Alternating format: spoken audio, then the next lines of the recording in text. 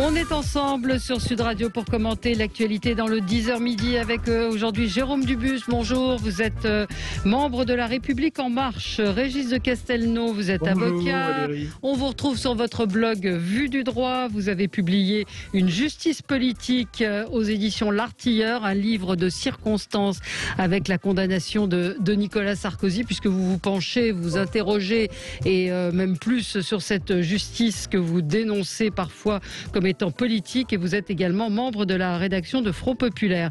Alexis Poulain, journaliste, directeur de la publication du Monde Moderne. On vous retrouve tous les mercredis pour l'édito politique sur Sud Radio dans la matinale. Et Georges Kuzmanovic, vous êtes président de République Souveraine. Bonjour. Et vous collaborez aussi à Front Populaire ? Non ? Pas du tout. Je rédige régulièrement. Oui, absolument, absolument. Donc, il faut le signaler. Qu'avez-vous pensé de la prestation de Nicolas Sarkozy hier aux 20h de TF1 ? L'Île-de-France va échapper au reconfinement ou au confinement de week-end. Est-ce que les Français, est-ce que les Parisiens bénéficient d'un traitement de faveur ? Est-ce que le gouvernement joue la montre ? Est-ce qu'on a un petit peu de mal à comprendre la communication du gouvernement avec une conférence de presse annoncée mais des informations qui sortent la veille ? Enfin, moi, j'avoue que ça me sidère. Et puis, cette question, faut-il... Pardon, non, c'est pas la première fois, mais ça continue. Faut-il obliger les soignants à se faire vacciner ? Bon, pas mal de sujets aujourd'hui. Avec vous, on va commencer tout de suite avec le tour de table de ce qui a retenu votre attention. Commençons avec vous, Jérôme Dubus. Oui, moi, c'est un sujet qui vous avez déjà traité, je crois, hier, Valérie, oui. Sur votre antenne. Mais je voudrais y revenir assez rapidement. C'est un coup de gueule au résultat du sondage effectué par la LICRA et par l'IFOP sur la laïcité et les lycéens. Alors, c'est un sondage qui apporte des confirmations, puisqu'il y avait déjà eu des sondages l'année dernière, d'ailleurs également par l'IFOP, qui montraient déjà que 75% des moins de 25 ans, alors ce n'était pas seulement des lycéens, mettaient la charia au-dessus des valeurs de la République. Là, on a confirmation de ces sondages de 2020, mais ils vont encore plus loin. C'est-à-dire qu'il y a 1000 lycéens de toutes confessions religieuses qui ont été interrogés. Il y en a à peu près 15% qui sont de confession musulmane. Et les chiffres sur les items qui ont été proposés, est-ce qu'il faut revenir sur l'interdiction des signes extérieurs religieux à l'école ? Est-ce qu'ils vont revenir sur l'interdiction du port du voile à l'école ? Est-ce qu'il faut autoriser le port du burkini ? Que pensez-vous de l'assassinat de Samuel Paty ? Bref, il y a à peu près une vingtaine de questions qui vont à peu près tous dans le même sens sur la défense de la laïcité. Alors, les résultats sont stupéfiants. Moi, j'invite tous nos interlocuteurs et tous nos auditeurs à aller voir ce sondage, à regarder de manière précise. Ils sont stupéfiants sur le résultat parce que sur chaque thème, il y a à peu près 50% de ces lycéens qui disent qu'effectivement, il faut abolir les signes extérieurs religieux à l'école, qu'il faut autoriser le port du burkini. Et quand vous regardez sur les lycéens de confession musulmane, là, c'est sur chaque question, plus de 80% de gens qui disent oui sur les résultats. Donc, c'est très inquiétant. Ça confirme, je l'ai dit, les sondages précédents. Là, on va encore plus loin. Et je trouve que ce qui retrace bien ce sondage, la conclusion de ce sondage, c'est que la laïcité, maintenant, apparaît non plus comme un espace de liberté, mais comme un espace de contrainte sur l'expression de la foi religieuse et notamment de la foi religieuse musulmane, et que ça nous prépare des jours extrêmement difficiles, ils le sont déjà, mais extrêmement difficiles, sur cette génération des lycéens qui ont donc entre 15 et 18 ans, et notamment les lycéens de confession musulmane, qui, c'est une confirmation, pour lesquels la laïcité est une entrave, et pour lesquels le respect des lois de la République est aussi une entrave et doit passer après la charia. Donc, moi, j'insiste, le gouvernement, j'incite les élus, quels qu'ils soient, à regarder ce sondage. D'ailleurs, c'est ce qu'on sent un peu dans la population. On n'a pas besoin de sondage, mais le sondage est une confirmation qui va vraiment dans le sens d'une contestation des lois de la République, d'une contestation des lois de la nation, et d'une contestation de la laïcité telle qu'on l'applique en France. Ah oui, mais c'est effectivement tout le débat qui nous a animés hier. Je pensais que vous vous insurgiez contre ces chiffres. Je n'avais pas compris votre coup de gueule, mais qui va tout à fait dans le sens de ce qu'on disait hier. Et je pense que tout le monde a été assez étonné par ce sondage. Je ne sais pas si quelqu'un veut commenter. Oui, Valérie, oui, Régis. Comment peut-on être étonné? Enfin, voyons, il faut être sérieux, on ne peut pas être étonné par ce sondage, et j'espère que la LICRA est bien la dernière à être étonnée. Je voudrais faire 2 observations. Ouais. La première observation, c'est que moi, lorsque j'entends quelqu'un qui dit « les lois de ma religion, les lois de mon Dieu, sont supérieures à celles de la République », je le reçois comme légitime. C'est-à-dire que, effectivement, vous avez la foi, je suis radicalement athée, donc je suis très à l'aise. À partir du moment où la personne est dans un espace républicain, elle respecte les lois de la République. Donc elle peut penser qu'il y a un Dieu qui fait ceci, qu'il y a un livre qui fait cela, etc. Mais ça, c'est son droit. Moi, le nombre de chrétiens que je connais qui sont sur cette base-là, c'est tout à fait légitime. Autre chose, c'est la laïcité. Et là, on a un problème. Alors, il ne faut pas oublier que la laïcité est le fruit de l'histoire. C'était un outil de lutte contre l'emprise de la religion catholique dans l'espace public en France, qui était historique, etc. Donc, ça a été vraiment ça. On a déclaré l'espace public et l'État, c'est la zone de la neutralité. Et c'est là-dessus qu'il faut qu'on soit extrêmement ferme. Et c'est la finasserie, c'est l'absence de rigueur sur l'application de ces principes et de cette laïcité qui a permis à des lycéens, mais de bonne foi. Ils se disent, moi j'ai plein de copains musulmans, ils ne veulent pas manger de porc, ils ne mangent pas de porc, ils veulent se voiler si ça les chante et tout. Attends, il faut voir les classes d'âge aussi. Regardez ce qui s'est passé avec Mila. Mila était l'objet de scandaleuses mises en cause, de menaces de mort, etc., qui n'ont pas été poursuivies 2 ans plus tard. Il n'y a eu aucune espèce de réponse judiciaire véritable, mais moyennant quoi, on a dû l'exfiltrer de son lycée parce que tous ses condisciples trouvaient que c'était anormal ce qu'elle avait fait. Le problème, il est bien celui-là. Il est bien celui-là. Et le lycée aurait dû être fermé. Tous les élèves auraient dû être dispersés dans d'autres établissements. Terminé. C'est ce qu'on a dit hier, qu'il n'y a pas grand-chose, on s'indigne et à chaque fois qu'il se passe des choses graves, on ne fait rien. Une auditrice me dit, en lisant l'enquête, on constate qu'en réalité, les lycéens comprennent plutôt bien le principe de laïcité. Ils comprennent que la laïcité, c'est justement Alors, j'ai perdu son message, mais c'est vrai qu'il faut prendre en compte que ce sont des lycéens. J'ai perdu le fil. Le sondage qui avait été fait sur les moins de 25 ans, c'est-à-dire pas des lycéens, puisqu'ils avaient plus de 18 ans pour certains, confirmait exactement ce sondage. Absolument. Ce n'est pas seulement sur des lycéens. C'est Georges, vous vouliez dire un mot? Oui, Régis de Castelnau a entièrement raison sur ce coup. Et puis, il faut se rendre compte que les enfants, les jeunes, et nos lycéens en particulier, subissent les finasseries de ce gouvernement. Alors, il y a eu les événements de cette année et une sorte de prise de conscience par le président de la République après l'assassinat de Samuel Paty. Mais il faut rappeler que l'ancien Premier ministre, M. Édouard Philippe, parlait de laïcité apaisée. Et dès qu'on met un adjectif à la laïcité, on l'attaque.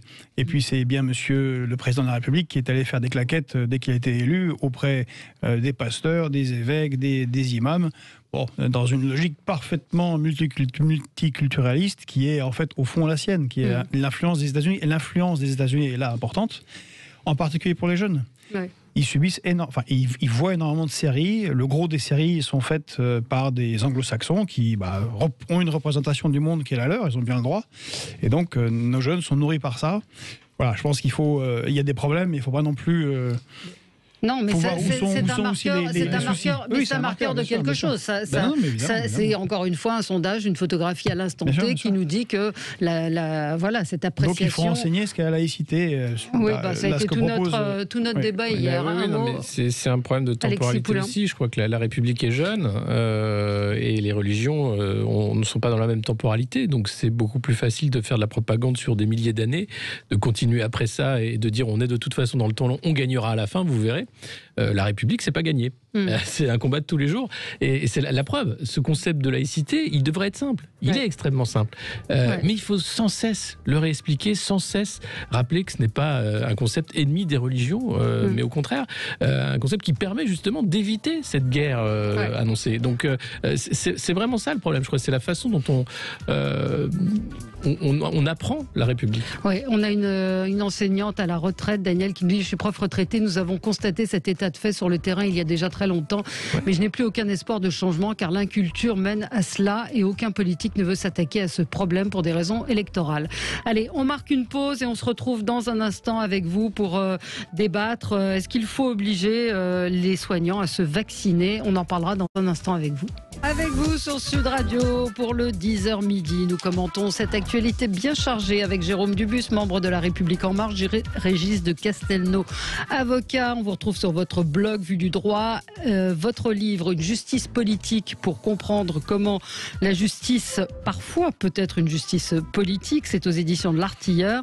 Alexis Poulain, journaliste, directeur de la publication du Monde Moderne. On vous retrouve sur Sud Radio tous les mercredis matins pour l'édito politique dans la matinale.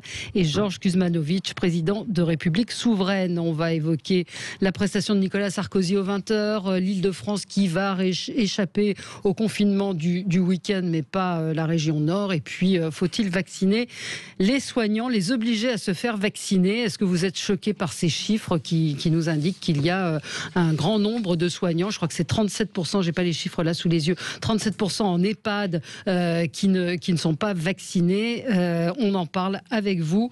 Dans un instant, on continue notre petit tour de table. Tiens, Alexis Poulain, c'est un coup de gueule que je partage. C'est le couple Carlos Ghosn et sa femme qui sortent un livre pour faire ouin-ouin, pour se plaindre. Une saison en enfer, je sais pas comment ça s'appelle. Ils racontent leur amour. Ce qu'il a fait tenir dans les geôles nippones où il faisait froid, il grelottait, il n'a pas pu organiser sa fuite comme il fallait. Carlos Ghosn, c'est quand même le mec qui a payé 800 000 euros pour organiser sa fuite depuis sa résidence surveillée de Tokyo jusqu'au Liban, où il n'y a pas de loi d'extradition. Donc là, les Japonais ne peuvent pas le récupérer. Du coup, que font les Japonais? Ils font payer les lampistes. Et là, on a le père et le fils, qui étaient deux anciens... les forces spéciales qui avaient organisé cette fuite, qui sont récupérées par la justice japonaise, qui vont être jugés et qui risquent, eux, 10 ans de prison dans les geôles japonaises, qui a fui de manière assez aisée Carlos Ghosn avec ses millions. Il y en a marre, en fait, de l'entendre qui se débrouille, qui organise sa défense de manière judiciaire. Mais alors, ce côté, j'écris un livre pour me plaindre, ça va, quoi. Franchement, ça... Non, puis la stratégie de communication, c'est-à-dire en exclusivité sur LCI, puis à 22h30 sur BFM. Il est partout, le bouquin est partout, il y a des passages... a été acheté par Netflix. C'est possible. Le scénario. Oui, mais il était question effectivement qu'ils vendent les droits pour une série ou un film. Régis, quand même. Vous en pensez quoi? Je vais dire deux choses. Premièrement, effectivement, que quelqu'un qui est dans la seringue de la justice, qui a en charge sa liberté, essaye d'éviter les ennuis. Je trouve ça normal, si vous voulez. J'ai toujours considéré que, comment est-ce qu'il s'appelait, ce terroriste italien était coupable. Il a été défendu en France par tout le monde, etc. Auteur de polar. Un jour, il s'est enfui. Il est allé au Brésil et tout le monde a dit « Ah, c'est scandaleux ». Non, il essayait de sauver sa peau. Ça, c'est le premier principe. Donc, Carlos Ghosn essayait de sauver sa peau. Je trouve ça logique. En revanche, il ferait bien d'être discret. Voilà. Tout à fait. Mais je constate quand même que la presse est gourmande. Ce sont les médias. C'est-à-dire que c'est un produit au bout d'un moment, ce que raconte Carlos Ghosn, et tout le monde se précipite dessus. Les responsabilités entre lui, qui n'est pas discret, et la presse qui lui offre des tribunes sont largement partagées. Oui, non, mais vous avez entièrement raison. C'est-à-dire que hier soir, sur les chaînes de LCI TF1, c'est-à-dire les chaînes privées, on avait le droit entre Nicolas Sarkozy à 20h, Carlos Ghosn et son épouse. On a du mal avec votre liaison. Et Patrick Poivre d'Arvor qui était sur TMC, c'était un enchaînement, effectivement, un enchaînement. C'était les Sopranos, c'est bien. C'était les Sopranos. Société du spectacle. Et n'oubliez pas Madame Balkany qui est chroniqueuse sur C8 avec son bracelet. Oui. Ah oui, sur C8. Oui, mais c'est pas le groupe TF1, mais c'est vrai que Non, beaucoup... mais bon, enfin, quand même, t'allumes la télé, t'as l'impression d'être au parloir, quoi. Beaucoup sur les... C'est insupportable corruption des élites russes. Voilà, mais c'est vrai qu'hier, beaucoup ont relevé cette concomitance entre Nicolas Sarkozy sur TF1, Patrick Poivre d'Arvor sur TMC et les époux Ghosn sur LCI. C'était un prétoire, ouais. Absolument. C'était absolument cela. Donc ce coup de gueule est entendu. Georges, c'est un coup de gueule contre la réforme de l'assurance chômage. Oui, et plus généralement contre la stratégie du choc qui est en train d'être mise en place par ce gouvernement et les gouvernements néolibéraux en Europe. C'est sur l'allocation au chômage, c'est sur la réforme des retraites. Il faut voir que c'est quand même Madame von der Leyen, la présidente de la Commission européenne, qui récemment a dit très clairement que l'emprunt dont pourraient profiter les États comme la France sont conditionnés à des réformes structurelles. C'est un peu ce qui se passait dans les années 90-80 en Afrique avec le FMI qui faisait des prêts à des États, mais il faut des réformes structurelles, c'est-à-dire casser les services publics un peu plus, moins financer les retraites, que tous ces feignants de chômeurs qui sont chômeurs à cause de la crise de la Covid cherchent du travail parce qu'il suffit de traverser la rue. C'est toute cette idéologie qui se met en place, qui a été déjà proposé par Bruno Le Maire plusieurs fois en disant on a beaucoup financé, on a beaucoup aidé les Français pendant cette crise, ce qui est vrai. C'est un des États qui a le plus donné d'aide pour supporter la crise. En même temps, ils l'ont provoqué. Enfin, bon, ils ne sont pas non plus très doués mais il l'a prévenu. Mais tout ça, il faudra le rembourser un jour et ça va se faire sur les retraites, sur la sécurité sociale. Et puis, on voit, c'est monsieur Patrick Martin, qui est président délégué du MEDEF, qui applaudit. Il dit, oui, bien, bravo, bien évidemment, c'est cela qu'il faut faire. Puis ça va pas être trop douloureux pour les chômeurs. C'est quand même ce qu'il a dit à la télévision. Ça va pas être trop douloureux pour les chômeurs. Je crois que, voilà, on a le spectacle d'une élite qui coupable, pas coupable, peut passer à la télévision, à des avocats, fait des appels, se défend, écrit des livres, s'évade, et puis d'autres qui prennent la matraque, qu'elle soit fiscale, la matraque réelle ou celle du chômage. Coup de gueule. Et ça va revenir souvent, je pense, ce sujet. Alors, oui, allez-y, Jérôme Dubus. Juste un petit mot, parce qu'on confond un peu tout. La réforme de l'assurance chômage, elle était programmée et elle était en discussion bien avant l'affaire de la pandémie. Oui, mais enfin, il ne vous a pas échappé qu'il y avait une pandémie entre-temps, non? Donc elle va tomber à point nommé quand il y aura 2 millions de chômeurs en plus. Ils vont être contents de l'avoir. Zéro. Surtout les cadres qui votent pour vous. Ils vont apprécier considérablement d'avoir 6 mois de chômage. C'est une erreur, je suis désolé de le dire. C'est une erreur majeure.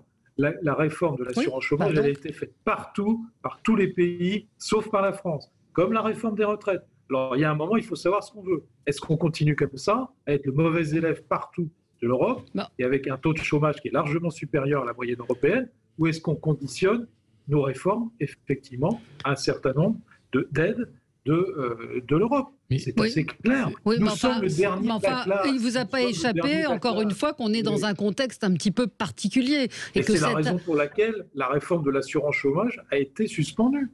Il est normal qu'on reprenne aujourd'hui les discussions. C'est tout à fait logique. Ouais. Alors moi, je ne m'apprêtais pas à intervenir. Je suis d'accord sur ce point avec Georges, mais le chantage, mon cher européen, ça commence à bien faire. On est le dernier, les autres l'ont fait, etc. Moi, je sais que j'ai un modèle social qui a été construit par les peuples de ce pays, qu'on est en train de démolir pour faire plaisir à Mme Merkel, pour faire plaisir à Bruxelles et Mme von der Leyen. J'en ai marre, quoi. Non, mais on fait plaisir à personne. C'est des conditions économiques. Mais non, mais ce discours, non, mais c'est vrai, ce discours de dire il faut qu'on fasse comme les autres parce qu'on est à la traîne des lois Hartz, tout simplement, faire comme l'Allemagne qui a fait le guichet unique, le job center, qui a poussé dans la misère des millions d'Allemands. Oui, il faut le faire parce que sinon on n'est pas assez compétitif. Non, mais si, c'est vrai. Et le pire de ça, c'est qu'aujourd'hui, en plus de ce discours, en plus de ce discours de remettre de la casse des droits sociaux, la casse de l'État social, on a en parallèle un ministre à Bercy qui dit surtout je ne vais pas augmenter les impôts sur les entreprises, alors que les Anglais, eux, vont les augmenter parce qu'ils savent très bien que sinon c'est le mur de la dette. Non, mais on est en train de créer la faillite. On est en train de créer la faillite de ce pays sciemment. sciemment. La case de l'État social avec 60% de dépenses publiques, soyons sérieux. Alors on peut tailler dans la dépense. Déjà, pourquoi on paye autant les cabinets de conseil pour faire un travail aussi pourri? Des millions, 11 millions pour les cabinets de conseil. Pourquoi on a des enveloppes pour les ministres, 150 000 euros de frais de remplacement? Mais alors là, je peux vous dire, on peut tailler dans le gras. Les députés qui ont augmenté encore leurs frais. Eux, ils augmentent, il n'y a aucun problème. Les personnes au Conseil constitutionnel. Mais c'est faux, juste. C'est faux. Ce 60%, monsieur Dubus, est faux, vous le savez parfaitement. Vous prenez des chiffres et vous comparez les mauvais chiffres. Si on comparait réellement le poids de la dépense publique, vous verrez très bien qu'elle est parfaitement similaire entre la France et l'Allemagne. Juste vous comparez des patates avec des chaussettes, ce qu'on apprend en 6e en mathématiques à ne pas faire. Et c'est inadmissible parce que ça vous permet de pousser un agenda néolibéral qui ne fait qu'appauvrir les Français. Je pense de toute façon que vous en paierez le prix. Et qui est devenu anachronique compte tenu de la crise sanitaire. Ouais. Allez, on marque une pause, on se retrouve dans un petit instant. Vous aurez votre coup de gueule, Régis de Castelnau, et puis on vous tiendra au courant de la vaccination de notre auditeur Xavier, où le compte, le Doctolib n'était pas à jour et il n'est toujours pas à jour. À tout de suite. Avec vous sur Sud Radio pour commenter l'actualité. Alors je suis assaillie de messages qui disent corporatisme. Valérie ne parle pas des journalistes et des intervenants santé pris en faute du non-respect du couvre-feu. Peut-être en fait-elle autant sur des journalistes de BFM. Non, je n'en fais pas autant. J'aurais trop peur de me faire choper et j'aurais trop peur d'attraper le virus. Vous voyez que j'ai un masque, donc vous imaginez bien que je ne vais pas aller m'amuser à aller dans des restaurants. Donc effectivement, il y a cette info qui est sortie dans le Canard enchaîné hier. Marc-Olivier Fogiel l'a démenti. Le Canard enchaîné, en principe, ne sort pas d'informations. Il y avait l'histoire avec les magistrats aussi qui avaient été pris dans un resto clandestin, qu'on démentit également. Ouais.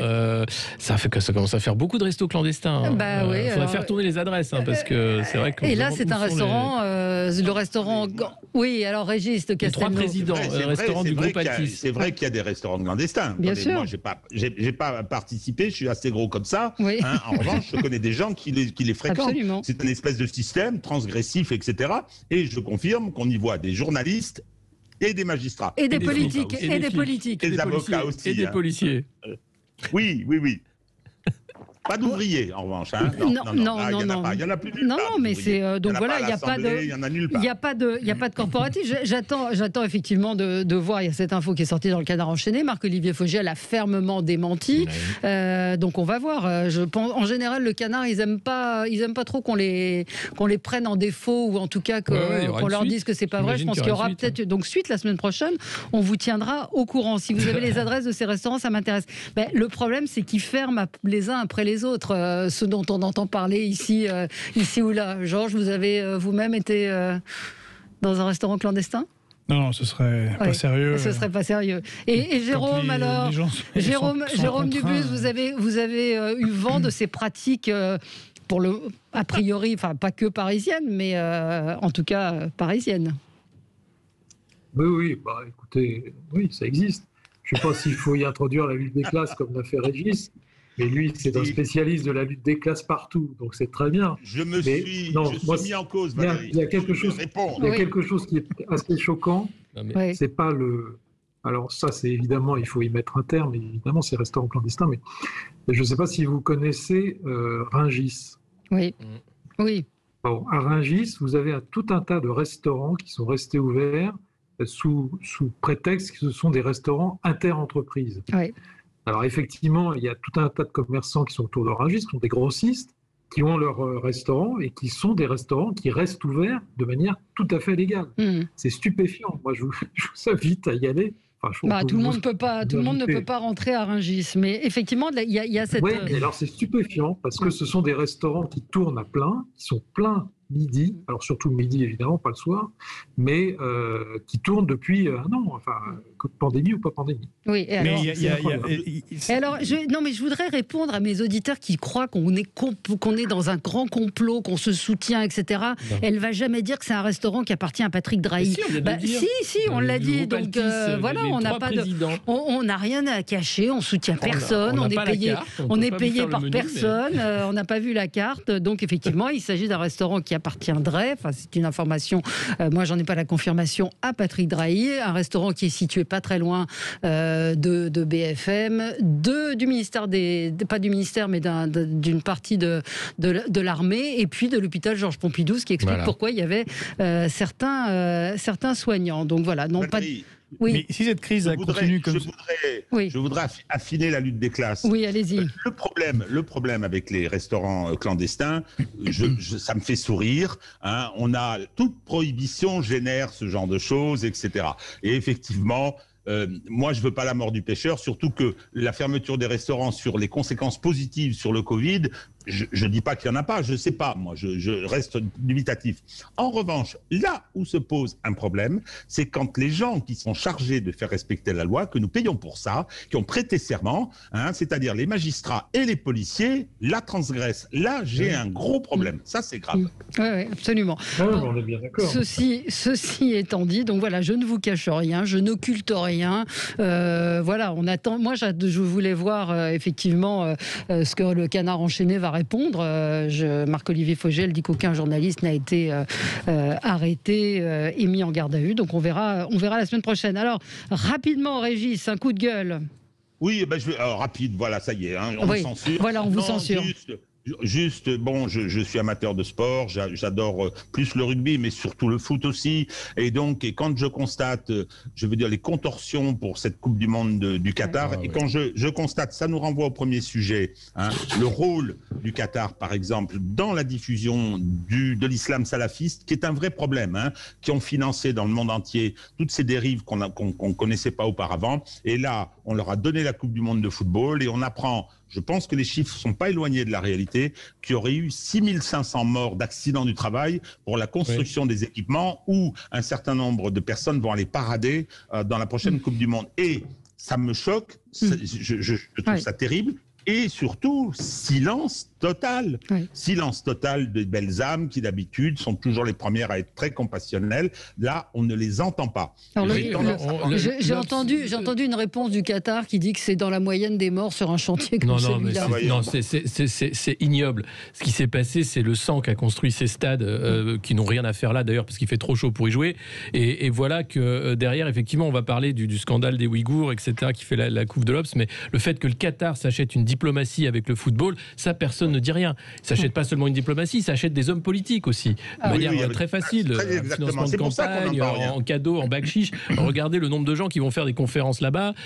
Nicolas Sarkozy, d'ailleurs, au groupe Accor, qui a été l'homme des Qataris pendant longtemps. Donc ça suffit à un moment. C'est ignoble, il faut le dire. C'est scandaleux. Et cette Coupe du Monde, c'est un scandale. Oui, Georges.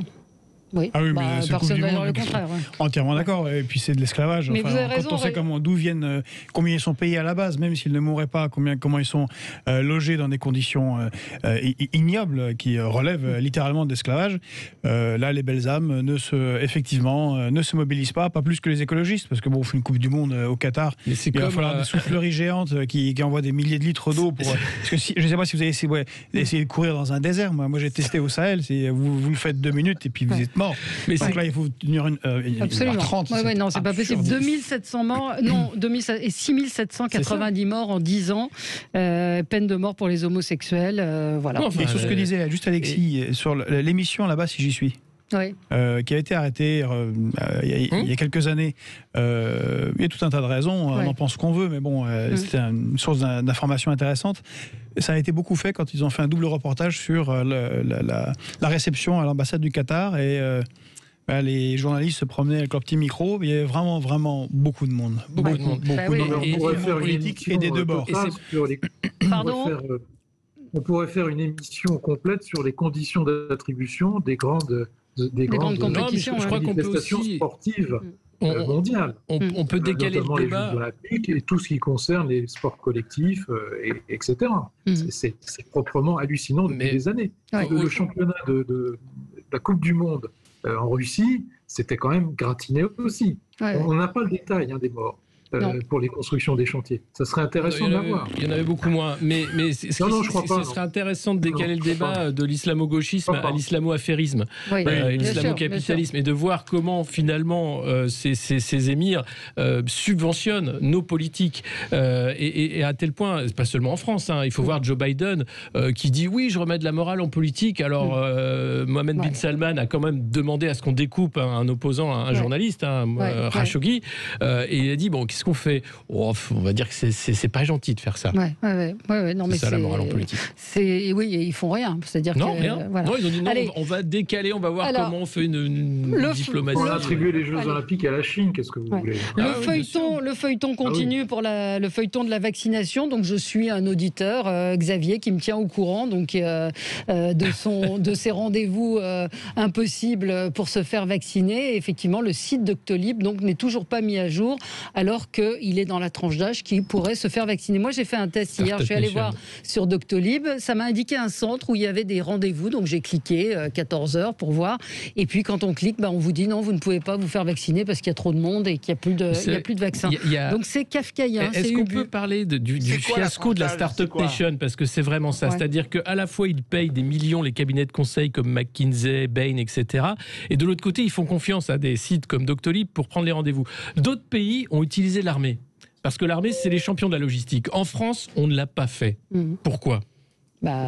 Posez la question. Oui, je pose la question. Pourquoi en France, on a mis l'armée de côté ? C'est tout à fait exact. Non, la gestion de la pandémie, première phase, deuxième phase, il faudra bien historiquement en faire l'examen. Ça a été lamentable. Non, je me demandais, parce qu'il y a eu, y compris l'information, la question des âges, c'est à partir de quand ? Donc maintenant qu'on est, au-delà des facteurs de comorbidité, qu'on est vaccinable. C'est quoi? C'est 75, 99 au-delà de 50 ans, vous pouvez... 50 ans. Au-delà de 50 ans, avec des facteurs de comorbidité, vous pouvez être vacciné. Et sans facteurs de comorbidité. Vous attendez, mais il y a des personnes âgées. Je donnais l'exemple de cette dame de 92 ans qui a eu un rendez-vous le 10 ou le 12 mai. Oui, mais là, maintenant, si le vaccin AstraZeneca est autorisé pour les plus de 65 ans, ce qui semble être le cas, les médecins généralistes vont être en possession à partir de la semaine prochaine d'un certain nombre de doses AstraZeneca. Ils vont pouvoir vacciner. Oui, mais enfin, là, pour l'instant, il y a des doses. Non, c'est à partir de la semaine prochaine. Oui, mais là, il y a des doses. Le constat aujourd'hui, c'est qu'il y a du vaccin AstraZeneca qui est là, qui est disponible, mais qui n'est pas acheminé chez les médecins. Je voyais le témoignage de Jean-Paul Hamon ce matin, qui disait, moi, je vais être obligé d'annuler les 40 rendez-vous que j'ai la semaine prochaine, parce que mon pharmacien me dit qu'il n'a pas les moyens aujourd'hui, qu'il n'a pas les vaccins, mais ils sont là. Donc il y a aussi l'inverse. Il y a aussi des doses d'AstraZeneca qui ne sont pas utilisées. Donc ça veut bien dire que c'est le bordel, pardonnez-moi. Ça rappelle l'affaire des masques. Il y avait des masques, on ne savait pas comment les distribuer. Qui ont accepté de vacciner alors qu'ils sont plus de 50 000. Oui. Et on va parler des soignants. Sacha nous dit les soignants et la vaccination, nous sommes assez sceptiques, c'est vrai, non pas contre la vaccination, mais nous demandons un peu de recul. Nous avons vu qui étaient ces lits Covid, qui étaient en réa, comment la pandémie était gérée. Alors c'est assez long son mail, je suis d'accord avec Sacha, sauf que quand on dit 98%, il y a des Covid longs. Je veux dire, autour de nous, autour de moi, j'ai des gens qui ont des Covid longs. Je n'aimerais pas que mes proches ou moi ayons un Covid long. Des gens qui sont épuisés, et ça représente 30% quand même des Covid. Donc on ne parle pas que des morts, etc., etc. On va y revenir dans un instant. À tout de suite. Avec vous sur Sud Radio, avec Jérôme Dubus, Régis de Castelnau, Alexis Poulain et Georges Kuzmanovic. Donc la vaccination obligatoire pour les soignants, c'est une question qui s'est posée. Ils sont vaccinés contre l'hépatite B. Plusieurs médecins appellent aujourd'hui à ouvrir un débat sur cette vaccination. Alors j'ai retrouvé je vais vous lire quand même ce que dit Sacha. C'était assez long son message, mais il dit, je ne sais pas, il faudrait que vous me disiez Sacha, parce que c'est un prénom mixte, si c'est garçon ou fille. Nous avons vu qui était dans les lits Covid, qui était en réa, comment la pandémie a été gérée, comment elle s'est répandue, pas par les familles, puisque les familles n'avaient pas accès aux hôpitaux, mais plutôt par un turnover des soignants, infirmières, aides-soignants, par les médecins intérimaires, semaine par semaine, avait-il un test PCR de moins de 72 heures. Il n'avait même pas de tenue professionnelle pour entrer dans les chambres, ou en tout cas, il ne la portait pas, par des chambres occupées par un patient Covid et un patient non Covid, par le self ouvert à tous, par la fermeture continue des lits d'hôpitaux, etc., etc., etc. Donc, oui, c'est certainement facile d'accabler les soignants parce qu'il y a tout un facteur mais c'est vrai qu'on a eu aussi beaucoup d'échos de soignants, d'infirmières, d'infirmiers qui ne veulent pas se faire vacciner. Et vu de l'extérieur, on a un petit peu de mal à comprendre, Alexis Poulain. C'est aujourd'hui la première maladie nosocomiale, vous savez, ces maladies qu'on attrape à l'hôpital, c'est le Covid. Donc il y a un vrai problème de santé publique qui n'est pas pris en compte, encore une fois. Alors je ne sais pas, peut-être qu'un cabinet de conseil est sur le coup. Toujours est-il que c'est une réalité. Ensuite, les soignants qui refusent de se faire soigner, on leur a dit aussi, attention, le AstraZeneca, il marche peut-être pas super, donc attendez. Donc ils attendent d'être sûrs que, le vaccin fonctionne, qu'il n'y a pas non plus d'effet indésirable, parce que le problème de l'AstraZeneca, c'est que sur certains lots, on a vu je ne sais pas si c'est des lots ou des individus. C'est pas le vaccin en lui-même. Enfin, c'était quand même de nombreux individus qui avaient le Covid. Nombreux, il y a eu de la communication autour de ces individus. On a arrêté les campagnes de vaccination à cause de ça, dans les lieux où ça avait commencé. Donc ça fait quand même beaucoup de couacs qui font que je comprends la réticence des soignants à accepter tel ou tel produit, compte tenu qu'on n'a pas le recul suffisant sur à la fois l'efficacité et le problème bénéfice et risque. Voilà. Ce que j'entends à l'instant est totalement ahurissant. Pourquoi ? D'abord parce que les soignants anglais qui sont vaccinés en masse utilisent AstraZeneca.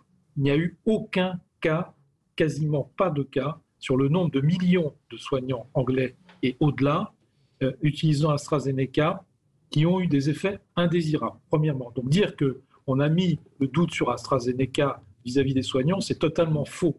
Et justement, AstraZeneca va être poursuivi au-delà de la tranche de 65 ans. Enfin, deuxièmement, il y a une responsabilité individuelle et morale de la part de ces soignants. On nous dit qu'il y a 20% d'irréductibles qui ne voudraient pas se faire vacciner chez les soignants. Je ne sais pas si c'est 20 ou 25%, mais ça veut dire que, et moi je suis tout à fait d'accord là-dessus, il faut rendre le vaccin, comme le vaccin de l'hépatite B, comme le vaccin pour la polio. Le DDT polio est également obligatoire pour les soignants. Il faut le rendre obligatoire pour les soignants. Il est inadmissible aujourd'hui qu'on ait, par exemple, dans les EHPAD, quasiment 60 ou 70% des soignants qui ne soient pas vaccinés. Ouais. Quelle est la raison ? Il n'y a aucune raison objective, franchement, d'autant que sur les EHPAD, on a le vaccin qui n'est pas AstraZeneca, on a le vaccin ARN. 2 vaccins ARN dans les EHPAD. Donc, si on a une prévention vis-à-vis de AstraZeneca dans les EHPAD, c'est absolument pas vrai. Donc, il n'y a aucune raison qu'on ait ces chiffres aussi faibles de vaccination chez les soignants. On a des chiffres à l'étranger qui sont de 80-90% déjà de vaccination chez les soignants. Maintenant, mais il faut savoir que incompréhensible. C'est quand même incompréhensible. Non, mais c'est quand même. Si, c'est très compréhensible. Alors, Georges c'est parfaitement compréhensible, monsieur Dubus. C'est la désorganisation complète au niveau de l'État. Le fait de choisir qu'une stratégie vaccinale pourrait être fait, comme l'a dit Alexis Poulain, par un cabinet de conseil qui n'a évidemment aucune idée sur la stratégie vaccinale, et encore moins dans les moyens de faire de la logistique. Non, mais là, on avait l'armée. C'est de faire un conseil de défense, alors que c'est une question qui a à voir avec la santé publique, et que donc elle devrait être débattue, et c'est de ne pas prendre la responsabilité. Alors bien évidemment, là où vous avez raison, dans les pays où les choses sont organisées, alors, par exemple, comme vous l'avez dit en Grande-Bretagne, dans ce pays qui est plongé dans le chaos le plus total depuis le Brexit, comme on l'avait promis. 30% de la population est vaccinée, contre moins de 5 en France. Ça y est, les chiffres... Pas 30%, 20%. Mais non, ils sont à 30%, monsieur. Et puis en plus, monsieur, ils ont, eux, acheté 60 millions de vaccins à un cabinet, à un laboratoire français de Loire-Atlantique à Saint-Herblain, parce que ils n'ont plus cette superstructure bureaucratique. Donc vous trouvez bien que les soignants français ne fassent pas vacciner, bravo. Oui, Oui, les Anglais ont acheté un vaccin et ils vaccineront encore plus vite. Pourquoi vous trouvez ça bien que les soignants ne soient pas vaccinés? Mais j'ai pas dit que c'est pas bien. J'ai dit le contraire. Et en Grande-Bretagne, comme ils sont organisés, comme en Israël, comme en Corée, laissez-moi finir. Comme en Russie, ils ont d'abord vacciné les gens qui sont potentiellement vecteurs. Donc d'abord les soignants, les policiers, les agents de la fonction publique, donc ceux qui sont en contact de la population. Et bien évidemment, ça a un effet. Sauf qu'ils sont organisés. Et vous posiez la question pourquoi ce n'était pas fait en France. Parlez pas en même temps, Jérôme, on n'entend pas. Oui. Vous demandiez pourquoi ce n'est pas fait en France. Eh bien, ce n'est pas fait en France parce que la politique vaccinale a été faite de travers par un cabinet qui s'appelle McKinsey. Vous savez à qui demander pourquoi c'est mal fait. Alors, moi, je voudrais rajouter une chose sur le... Alors, répondez Jérôme Dubus. Oui, les doses sont là dans les hôpitaux, elles ne sont pas utilisées. Arrêtez de dire que c'est la désorganisation. Les doses sont là dans les hôpitaux. Les gens ne les utilisent pas. Valérie. Il y a une responsabilité individuelle des soignants qui est c'est le complot des médecins contre le gouvernement. Moi, j'aimerais pointer la responsabilité individuelle de l'épidémiologiste en chef qui est à l'Élysée, qui a annoncé en janvier, justement, qui disait, à la presse étrangère, que le vaccin AstraZeneca était quasiment inefficace pour les personnes âgées et que les résultats préliminaires pour les personnes entre 60 et 65 ans n'étaient pas très encourageants. Ça, c'est Emmanuel Macron qui le disait, sans aucune donnée scientifique à l'époque. Depuis, on rame pour dire non, mais attendez, c'est pas vrai. Bon, ça, c'est le mec dont on dit qu'il lit la presse en anglais, qu'il est génial, qu'il a un diplôme d'épidémiologie dans 2 mois. Enfin, il l'a déjà. Il faut arrêter. Non, mais il faut voir le degré de nullité dans la gestion de cette crise depuis mars 2021. Ça fait 1 an qu'on est englué dans la nullité quotidienne, dans l'improvisation quotidienne. Il faudrait accepter et dire bravo, félicitations. Non, ça suffit. Tout le monde écoute M. Macron, c'est formidable. Non, c'est les médecins sont coupables. Bah oui, c'est la photo médecin, puis c'est la photo français, puis bah oui, c'est vrai. Non, mais là où Jérôme Dubus a raison, c'est qu'il y a des vaccins et que ce sont les soignants qui ne veulent pas se faire vacciner. Mais pas tous. Vous avez des gens qui veulent se faire vacciner, comme Altit, qui n'ont pas de rendez-vous. Chez les soignants. Pas chez les soignants. Les soignants, peut-être. Alors, je ne sais pas pourquoi. Peut-être qu'ils ont des données qu'on n'a pas sur les vaccins. Peut-être qu'ils ont suivi. Mais là où Alexis a raison, c'est que pas tous en même temps. Le président met le doute. Je voudrais je veux pas passer mon tour de taper sur Jérôme. Bon, je veux dire que pourquoi ils sont tous nuls, etc. Attendez, le déficit de confiance extrêmement important, il est dû à quoi? On a un pouvoir minoritaire. On a un pouvoir qui nous a infligé Madame Buzyn, Monsieur Salomon, qui, j'espère, va passer devant le tourniquet pénal pour avoir caviardé des rapports. On nous a dit, on a eu Sibeth Ndiaye, on a eu toutes les errances. Et aujourd'hui, il faudrait que l'ensemble de la population ait confiance. Je pense que sur cette question des vaccins, elle a tort de ne pas avoir confiance. Mais c'est un peu facile de dire c'est de la faute de la piétaille, alors que les chefs sont nuls à chier. Excusez-moi, Valérie. Non, qui a dit que c'était de la faute de la piétaille? Personne. Non, mais les soignants, ça pose un problème, reconnaissez-le, ça n'a rien à voir. Mais pourquoi ils en sont là? C'est qu'il y a zéro confiance. C'est qu'il y a zéro confiance et qu'il y a eu une communication merdique, pour reprendre l'expression. Et sur l'épidémiologiste, c'est l'entourage qui dit comment qu'il n'est pas trop merveilleux, il sera bientôt. C'est pas Alexis qui l'invente, cette expression et cette histoire. Non, ce pouvoir ne gouverne pas, il communique. Allez, on a des auditeurs en ligne. On a Diane de Perpignan qui voulait témoigner. Bonjour Diane. Bonjour tout le monde. Quelle discussion. Oui, c'est animé aujourd'hui. Animé, oui. Voilà. Oui, moi je téléphone justement pour les vaccins. Je sors de chez le docteur ce matin. Donc directement, j'étais pour mon médecin ce matin parce que j'avais quelque chose à lui demander. Et on a parlé de vaccins. Elle a 50 et quelques années, donc elle n'est pas toute jeune. Même elle n'est pas vaccinée, tout simplement parce que dans les rubriques médicales, c'est un flou total. Ils n'arrivent pas à savoir réellement la totalité des choses réelles. Et de deux, vous disiez que les vaccins étaient pour maintenant accès à tout le monde. Ce n'est pas vrai. C'est toujours la même chose parce que j'ai dit, et moi alors donc je voudrais bien m'inscrire, mais pas pour celui-là, parce que celui-là, avec tout ce qu'on a entendu, je voudrais celui du mois d'avril qui va arriver, le John & John. Elle me dit, mais pour le moment, les vaccins ne sont pas accès à tout le monde. C'est des pathologies bien spéciales, encore maintenant. Oui, c'est vrai, pour les plus de 50 ans. Oui, pour les plus de 50 ans. Même maintenant et même la semaine prochaine. Et il y a aussi, qu'il faut dire, les généralistes, on leur met sur le dos, sur le dos pour faire des vaccins.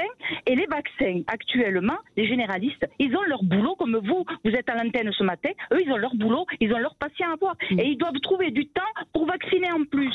Donc vous comprenez bien qu'ils sont dans un foutoir pas possible pour trouver des horaires pour vacciner les gens. Donc voilà, il faut qu'ils prennent sur leur temps à eux, il faut qu'ils prennent sur leur temps et en même temps qu'ils décalent des rendez-vous qu'ils ont pour pouvoir arriver à faire des vaccins. Donc il faudra arriver à synchroniser tout ça, alors que de mettre tout le monde dans la panade. Vous m'excuserez. Tout ça pour un gouvernement qui rame depuis le début. Qui rame. Merci Diane. Un médecin me signale qu'en fin de journée, il reste des doses parfois et que les médecins, donc ils appellent les soignants de l'hôpital pour les vacciner et il me dit on essuie plein de refus même pour le Pfizer et il me dit aussi que ce qu'évoquait Jérôme Dubus, c'est-à-dire que la contamination nosocomiale, le Covid nosocomial était un drame absolu, qu'il a été amené à refuser des malades qui avaient contracté le virus de manière nosocomiale parce que trop vieux, trop grave, des vieux qui sont rentrés pour autre chose, chutent à la maison et qui sont morts du Covid nosocomial. C'est le cas aussi, un autre médecin neurologue m'a dit que ces patients qui étaient rentrés pour des AVC sont contaminés par le Covid. C'est le cas. Et vous avez à la fois ça, donc les gens qui rentrent pour quelque chose à l'hôpital, qui ressortent avec le Covid, certains en meurent. Et puis vous avez tous ceux qui ne vont pas à l'hôpital et les non diagnostiqués. Et vous avez l'épidémie des cancers non traités qui va arriver après cette crise du Covid. Mais ça, c'est justement, il faut pousser les soignants à se faire vacciner, enfin. Jérôme Dubus, il y a quand même eu un problème de com sur le AstraZeneca et vous entendez qu'un médecin dit à sa patiente oh là là, on n'en sait pas trop. Moi, j'ai des gens autour de moi qui me disent oh là là, on va pas se faire vacciner avec le Pfizer parce qu'il y a un composant chinois et qu'on va attraper la sclérose en plaques dans 3 ans. Il y a un paquet d'informations comme ça qui circulent et c'est vrai que c'est très très très compliqué. Il y a une expérience grandeur nature sur des millions et des millions de vaccinés. Donnez-moi les cas où ça a dérapé. Donnez-les-moi, précisément. Oui. Non, mais regardez l'exemple d'Israël. Regardez l'exemple d'Israël où il y a eu du Pfizer principalement. Mais c'est vrai que non, il n'y a pas de flou total. C'est ce que dit une auditrice, Nathalie. Elle me dit non, il n'y a pas de flou total. Après, c'est vraiment un problème d'appréciation et de compréhension. Et de responsabilité individuelle. Et de responsabilité, absolument. Allez, on se retrouve dans un petit instant avec vous. À tout de suite. Avec vous sur Sud Radio, on est ensemble jusqu'à midi pour commenter l'actualité. On parlait de la vaccination obligatoire pour les soignants. On en parle et on a Benoît en ligne avec nous. Bonjour Benoît. Bonjour à vous. Merci, bonjour. Merci de me donner la parole. Bonjour. Oui. J'écoutais le débat avant. D'abord, les maladies nosocomiales ne datent pas d'aujourd'hui. Il y en a toujours eu et des dizaines de milliers de morts tous les ans. Mais sauf que là, c'est visiblement une épidémie à l'intérieur de l'hôpital. C'est ça qui change. Oui, avant il y avait des morts, et puis là aujourd'hui on y met une main dessus. Bon, il y en a toujours eu. L'État, c'est vrai, un gros défaut, c'est qu'ils ont continué à diminuer les lits dans les hôpitaux. Alors que justement, on aurait dû augmenter le potentiel d'hospitalisation. J'écoutais votre intervenant qui disait qu'il fallait qu'on lui ramène des exemples de problèmes sur le vaccin, et dire qu'il y a zéro problème sur le vaccin, c'est impossible. Alors, il faudra être fou pour dire un truc pareil. Il y a des problèmes, ça peut-être à la marche, mais il y a des problèmes. Et il faudrait savoir de quoi on parle. On parlait, là aujourd'hui, on en est, au 3 mars, on a été à 87 500 morts du Covid. Sur une population de 67 millions d'habitants, ça fait 0,0013% de morts sur les Français, 0,0013%. Quand vous avez votre calculatrice qui commence à afficher un résultat d'un pourcentage de morts avec une 10 puissance -3, -4, il faut vraiment commencer à se poser des questions. C'est-à-dire, mais c'est quand même, est-ce qu'on ne fait pas une... Je ne dis pas que ça n'existe pas, et puis je ne suis pas contre le vaccin, bien au contraire, je suis vacciné. Mais là, dire que les soignants sont inconscients de ne pas se faire vacciner, c'est comme dire à son plombier, vous refusez de me mettre au robinet parce que vous dites qu'il n'est pas bon, c'est n'importe quoi. Mais peut-être qu'il est plus à même, et plus apte à juger les effets qu'ils ont vus sur leurs patients et qui disent non, moi je ne veux pas, je ne suis pas prêt à me vacciner avec un truc dont on n'a aucun recul encore. Hein. Mais... Et contre une maladie où, a priori, il commence à y avoir des traitements qui émergent, alors se faire inoculer un vaccin avec un produit qu'on ne connaît pas face à une maladie... Mais vous connaissez le produit qu'il y a dans le vaccin contre la grippe ? Non, moi, donc voilà, on ne sait pas plus qu'il y a dans les autres vaccins, donc on est tous devenus... Ah, mais je ne prends pas la grippe, d'ailleurs. Oui. Mais là, vous avez pris celui-là, quand même. Non, je ne l'ai pas pris. Ah, vous avez dit je suis vacciné, c'est pour ça, j'ai compris que vous aviez dit... Non, je ne suis pas vacciné. d'accord. Non, absolument pas. Non, celui-là, il n'y a vraiment pas de recul. Les Français ne sont pas fous, ils voient bien qu'il y a un problème quand même de recul et de... Mais quand vous voyez qu'Israël est en train de reprendre une vie normale avec une population majoritairement vaccinée... Pourquoi on ne reprendrait pas une vie normale quand on voit le taux de mortalité ? Parce qu'il n'y a pas que la mortalité. Alors je me suis fait insulter pour avoir dit ça. Il n'y a pas que la mortalité. Il y a pas mal de gens. On va quand même approcher. Il y a peut-être aussi un traitement tardif avec un anticoagulant qui aurait pu être efficace avant. Oui, mais pour l'instant, il n'y a pas de traitement. Donc, je sais que je vais m'en prendre une. Il y a des traitements expérimentaux, des traitements expérimentaux, mais pas validés. Pas validés. Mais quand même. Enfin, on peut pas dire. Olivier Véran est prêt à dire qu'on va prendre le bamvilimab, le truc imprononçable du laboratoire Eli Lilly, alors que les études de ce labo sont scandaleuses pour dire que ça fonctionne et qu'il y a beaucoup de critiques. Un traitement qui coûte cher, 1 000 à 2 000 euros la dose. Et on fait ça pourquoi ? Parce que les Allemands en ont commandé. Alors, faisons pareil.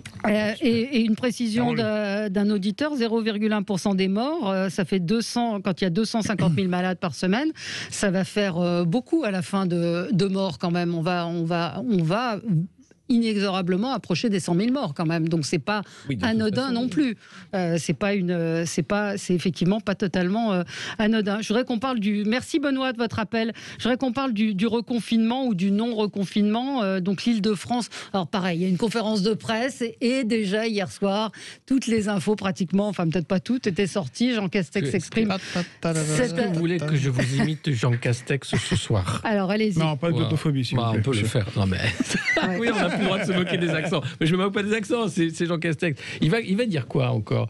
Qu'il a regardé avec sérieux, avec des slides derrière, les diapositives PowerPoint.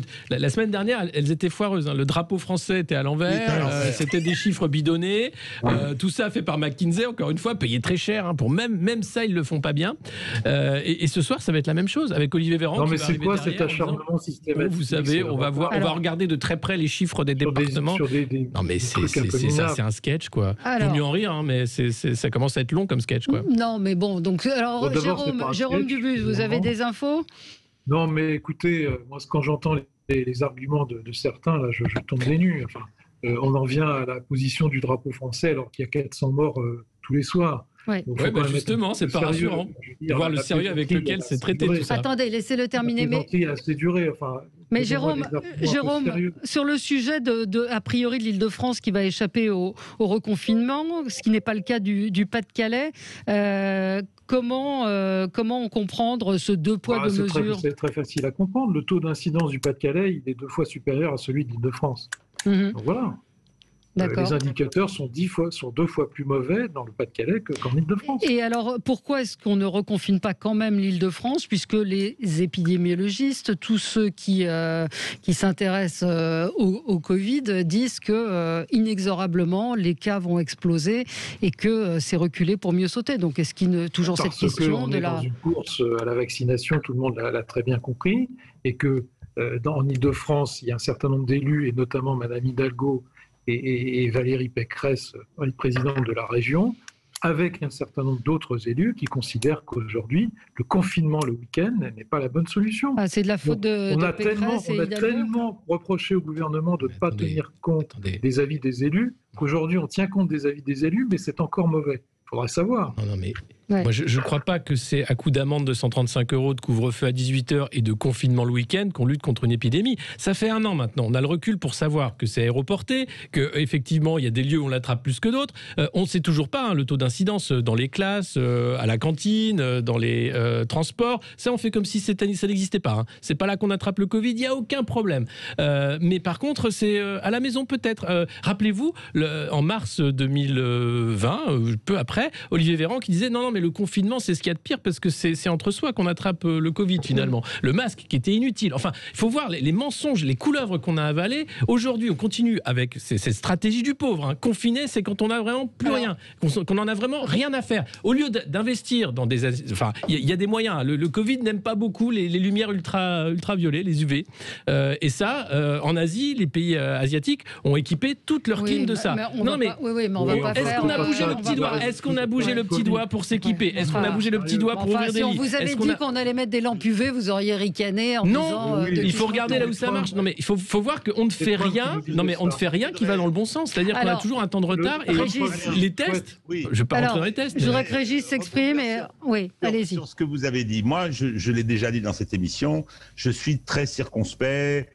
J'écoute beaucoup, j'ai toujours l'impression que c'est le dernier qui parle qui a raison. C'est très intéressant. Raoul dit des trucs qui me convainquent. Son adversaire va en dire... Bon, on sait peu de choses. En revanche, ce que j'ai constaté, c'est que vous avez utilisé le terme, je crois, les courbes d'inéluctabilité. Elles se sont trompées à plusieurs reprises. C'est-à-dire qu'on fait des corrélations entre des mesures qui ont été prises, une baisse ou une remontée, etc. En général, ça n'est pas très convaincant, hein.